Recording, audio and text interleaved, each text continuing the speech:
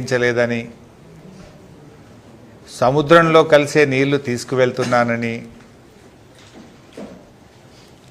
తెలంగాణ ఆంధ్రప్రదేశ్ తనకు రెండు కళ్ళ లాంటివని రెండు రాష్ట్రాలకు సమన్యాయం జరగాలని నేను కోరుకుంటున్నానని నిన్న ఆంధ్రప్రదేశ్లో వారు మాట్లాడారు. వాటిని ఆ వ్యాఖ్యలను నేను తీవ్రంగా ఖండిస్తా ఉన్నాను. పూర్తిగా సత్యదూరమైనటువంటి వాస్తవాలను ఆయన నిన్న మాట్లాడారు. వాటికి సాక్ష్యాధారాలతో సహా నేను చెప్పదలుచుకున్నాను. బాధ కలిగే అంశం ఏంటంటే రాష్ట్రంలో అధికారంలో ఉన్న కాంగ్రెస్ ప్రభుత్వం చేతగాంతనం వల్ల, రాష్ట్ర ప్రభుత్వ నిర్లక్ష్యం వల్ల,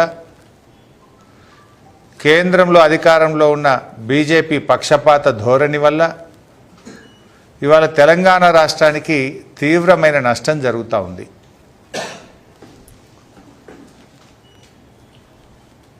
ఇవాళ రేవంత్ రెడ్డి గారికి కేంద్రాన్ని ఎదిరించే ధైర్యము లేదు, చంద్రబాబును ప్రశ్నించే దమ్ము లేదు.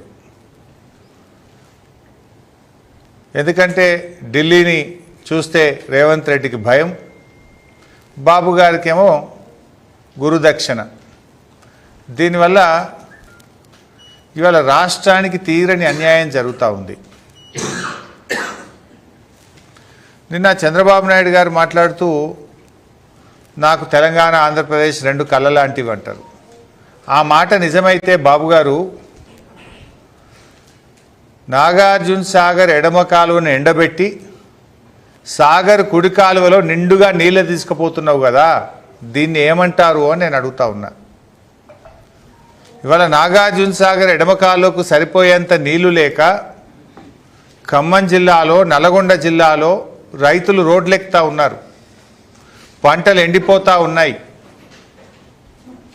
ఇదేనా రెండు కళ్ళ సిద్ధాంతం? ఇదేనా సమన్యాయం అని నేను అడుగుతా ఉన్నా. నాగార్జున సాగర్, శ్రీశైలం, కృష్ణానదీ జలాల్లో ఆంధ్రప్రదేశ్కు తాత్కాలికంగా కేటాయించిన దాని ప్రకారం 512 టీఎంసీలు రావాలి, ఇదే ఎక్కువ. కానీ మీరు 657 టీఎంసీలు వాడారు. ఇది 4-5 రోజుల కింద లెక్క. 657 టీఎంసీల నీళ్లు వాడారు. తెలంగాణకు 343 టీఎంసీలు రావాలి, కానీ తెలంగాణకు 220 వచ్చింది. ఢిల్లీలో ఉన్న మీ పలుకుబడిని ఉపయోగించి బీజేపీ ప్రభుత్వంలో భాగస్వామిగా ఉండి మీరిద్దరు కలిసి తెలంగాణ నోరు కొట్టిండ్రు. బీజేపీ బాబు గారు కలిసి తెలంగాణ నోరు కొట్టిండ్రు. మీరు నాగార్జున సాగర్లో, శ్రీశైలంలో మీరు అక్రమంగా రోజుకు 2 టీఎంసీలు తీసుకుపోయి ఇవాళ తెలంగాణకు సాగునీరు, త్రాగునీరు లేకుండా చేశారు మీరు. రేపు హైదరాబాద్ మంచినీళ్ళకి ఇబ్బంది వచ్చే ప్రమాదం ఉంది, ఎడమ కాలువ కింద పంటలు ఎండిపోయే ప్రమాదం ఉంది. మీరు దత్తత తీసుకున్న మహబూబ్ నగర్ జిల్లాలో కల్వకుర్తి, నెట్టంపాడు, భీమా, కోయిల్ సాగర్ కింద కూడా పంటలు ఎండిపోయే ప్రమాదం ఉంది. కానీ మీరేమో సమన్యాయం అంటారు. సమన్యాయం మాటల్లో ఉంది, చేతల్లో లేదు. చంద్రబాబు గారు చేతల్లో మీదంతా ఆంధ్రాకు న్యాయమే ఉన్నది. తెలంగాణ విషయంలో మీది పక్షపాత ధోరణి. ఇలా కృష్ణా నదీ జలాల్లో మీరు అధికంగా నీళ్లు తీసుకుపోయి తెలంగాణకు అన్యాయం చేసింది నిజం కాదా అని నేను సూటిగా అడుగుతా ఉన్నా.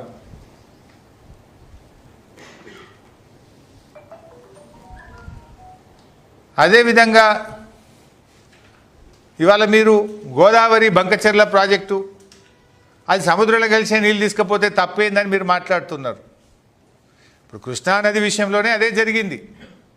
మీరు పెన్నా బేసిన్లో ప్రాజెక్టులు కట్టి నదీ పరివాహక ప్రాంతం బయట మీరు కృష్ణా జలాలు తీసుకుపోయి వాడుకుంటున్నారు. ఏమనంటే రైపేరియన్ రైట్స్, ఇప్పటికే ఖర్చు పెట్టినాం కదా, ఇప్పటికే ప్రాజెక్టులు కట్టినాం కదా, అది నేషనల్ వేస్ట్ అవుతుంది కదా, ఆ నీళ్ళు వాడుకుంటే తప్పైంది, ఇక అయిపోయింది కదా అనే ధోరణిలో మీరు అప్పుడు అడ్వాన్స్గా ఉమ్మడి ఆంధ్రప్రదేశ్లో ప్రాజెక్టులు కట్టి తెలంగాణ నోరు కొట్టిండ్రు. కృష్ణానదిలో అత్యధిక పరివాహక ప్రాంతం కలిగిన ప్రాంతం తెలంగాణ. కానీ ఉల్టా 75 ఆంధ్రాకి పోతే 25 తెలంగాణకు వస్తున్నాయి. ఉద్యమాలు పుట్టే దాంట్లో నుంచి. ఇలా గోదావరి విషయంలో కూడా మీరు అదే ప్రయత్నానికి తెరలేపుతున్నారు. పేరు సముద్రంలో కలిసే నీళ్లు, కానీ ఇప్పుడు మీరు దాదాపు 200 టీఎంసీల నీళ్లను గోదావరి నుంచి పెన్నా బేసిన్కి తీసుకుపోవడానికి ప్రయత్నం చేస్తున్నారు. దీన్ని మేము చాలా తీవ్రంగా వ్యతిరేకిస్తూ ఉన్నాం. ఎందుకంటే అప్పటి బచావత్ ట్రిబ్యునల్ గోదావరిలో మొత్తం 1480 టీఎంసీలను ఉమ్మడి ఆంధ్రప్రదేశ్కు కేటాయించింది. ఉమ్మడి ఆంధ్రప్రదేశ్లో అప్పటి ప్రభుత్వాలు ఇచ్చిన జీవోల ప్రకారమే 968 టీఎంసీలు తెలంగాణకు వివిధ జీవోల ద్వారా కేటాయించారు. కానీ నిజంగా పేపర్ మీద 968 టీఎంసీలు, వాడకం ఎప్పుడూ 200 టీఎంసీలు కూడా దాటలేరు. అందుకే కేసీఆర్ గారు ముఖ్యమంత్రి అయిన తర్వాత గోదావరి నదిలో తెలంగాణ యొక్క రైట్ ఎస్టాబ్లిష్ చేయాలి, మన హక్కులు కాపాడుకోవాలి, పూర్తిగా గోదావరి నీటిని సద్వినియోగం చేసుకోవాలనే ఉద్దేశంతో వారు 240 టీఎంసీలతో కాళేశ్వరం ప్రాజెక్టును, 47 టీఎంసీలతో సమ్మక్క సాగర్ను, 65 టీఎంసీలతో సీతమ్మ సాగర్ను, 12 టీఎంసీలతో వార్ధా ప్రాజెక్టుకు బీఆర్ఎస్ ప్రభుత్వం రూపకల్పన చేసింది. కానీ ఈరోజు ఏం జరుగుతుంది? చంద్రబాబు నాయుడు గారు ముఖ్యమంత్రి కాగానే ఒక్కొక్క ప్రాజెక్టు డిపిఆర్లు వాపసు వస్తున్నాయి. ఆ రోజు కేసీఆర్ గారు వ్యూహాత్మకంగా తన శక్తి యుక్తులను ఉపయోగించి కాళేశ్వరం ప్రాజెక్టుకు 240 టీఎంసీలకు అన్ని అనుమతులను ఇంక్లూడింగ్ టీఏసీ అనుమతి కూడా కేసీఆర్ గారు సాధించారు. ఇకపోతే సీతమ్మ సాగరు, సమ్మక్క సాగరు, డాక్టర్ బిఆర్ అంబేద్కర్ వార్ధా ప్రాజెక్టు, కాళేశ్వరం 3వ టీఎంసీకి సంబంధించి అన్ని అనుమతులు సాధించి చివరి అనుమతి లాస్ట్ స్టేజ్లో ఉంది. లాస్ట్ స్టేజ్లో ఉంటే ఇప్పుడు వచ్చిన కాంగ్రెస్ ప్రభుత్వం సరిగ్గా దాన్ని పట్టించుకోకపోవడం వల్ల చంద్రబాబు నాయుడు గారు బీజేపీలో తనకున్న పలుకుబడిని ఉపయోగించి ఇలా డిపిఆర్లు వాపసు పంపారు. ఆ డిపిఆర్లు వాపసు పంపితే రేవంత్ రెడ్డికి అటు బీజేపీని ప్రశ్నించే తెగువ లేదు, తెలివి కూడా లేదు.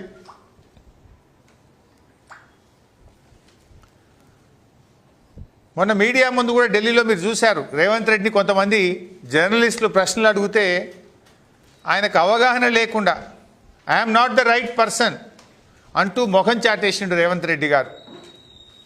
ఇంకా ఈయన చంద్రబాబును ఎదిరించి ప్రాజెక్టులు సాధించగలుగుతారా? అక్రమ ప్రాజెక్టులను ఆంధ్రప్రదేశ్ నిర్మిస్తున్న వాటిని ఆపగలుగుతారా అన్నదే ఈరోజు క్వశ్చన్ మార్క్. చంద్రబాబు చేతి కింద మనుషులను ఇవాళ తెలంగాణ రాష్ట్ర నీటిపారుదల సలహాదారుడుగా నియమించిండు రేవంత్ రెడ్డి. మొన్నటిదాకా అంతకుముందు 2014 నుంచి 19 వరకు చంద్రబాబు నాయుడు గారు ఆంధ్రప్రదేశ్ ముఖ్యమంత్రిగా ఉన్నప్పుడు ఎవరైతే నీటిపారుదల శాఖ కార్యదర్శి ఉండనో అతని ఇవాళ తెలంగాణ రాష్ట్ర ప్రభుత్వ సలహాదారు. ఇక తెలంగాణకు ఎట్లా న్యాయం అవుతుందని నేను అడుగుతా ఉన్నా.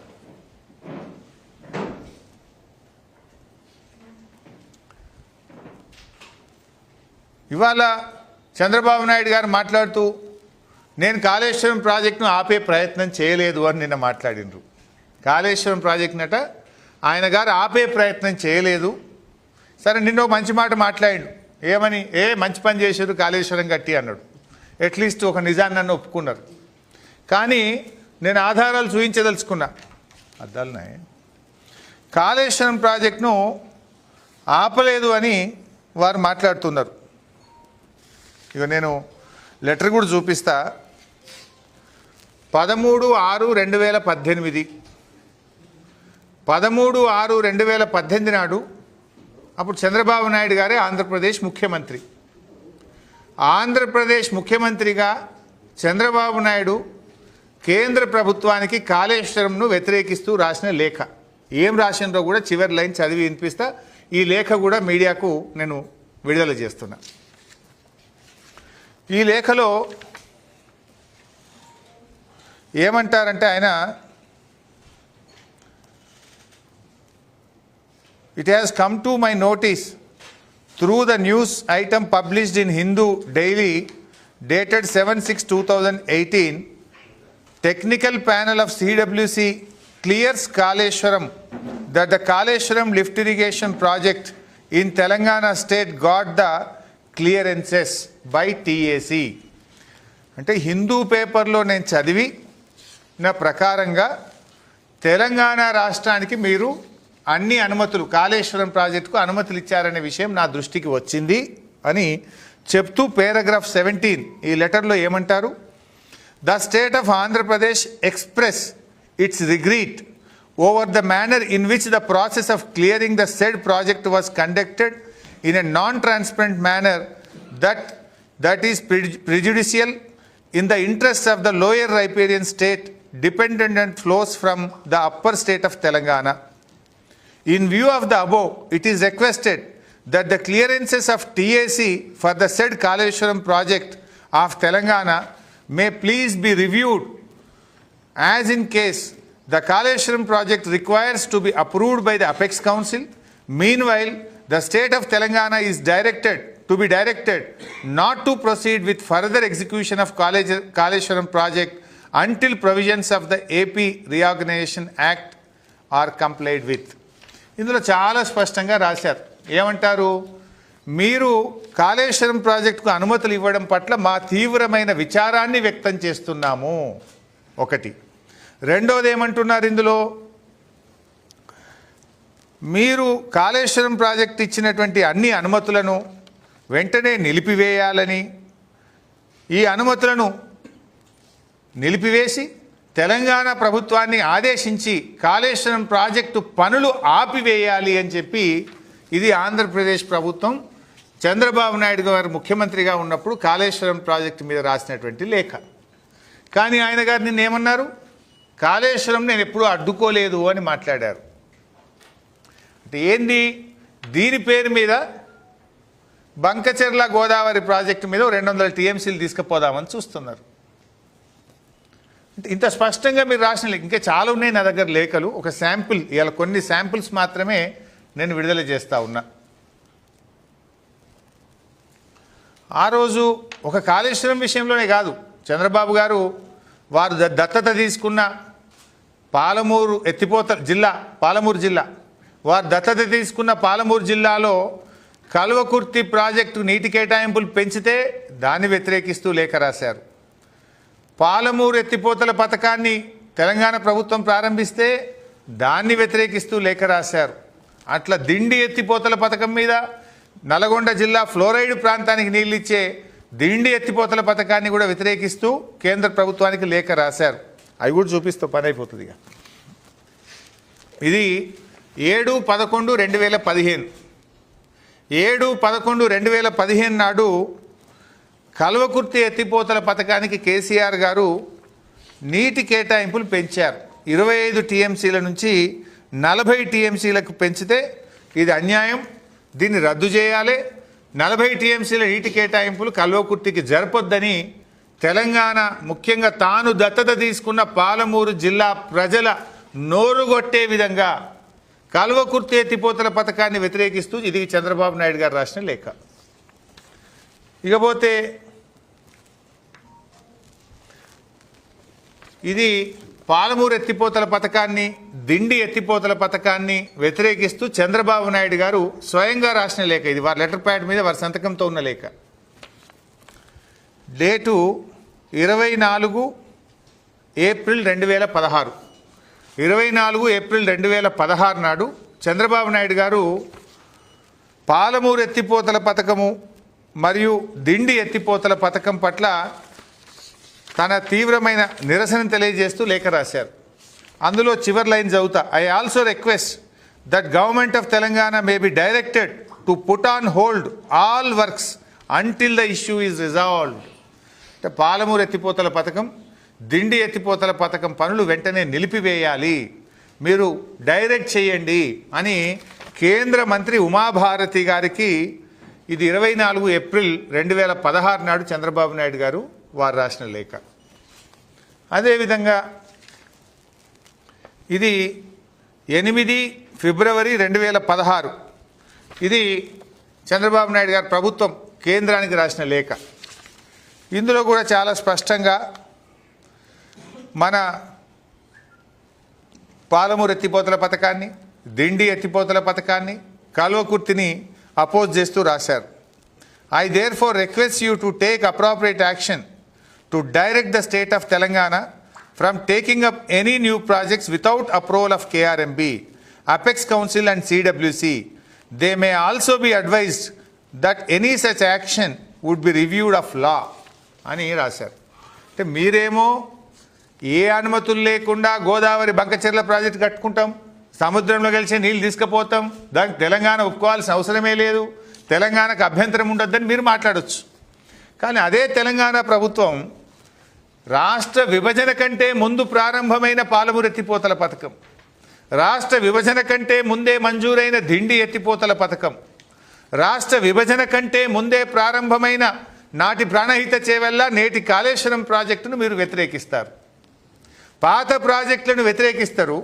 పాత ప్రాజెక్టులకు అపెక్స్ కమిటీ అనుమతి కావాలి, కేంద్ర అనుమతి కావాలి, ఆంధ్రప్రదేశ్ ఒప్పుకోవాలంటారు.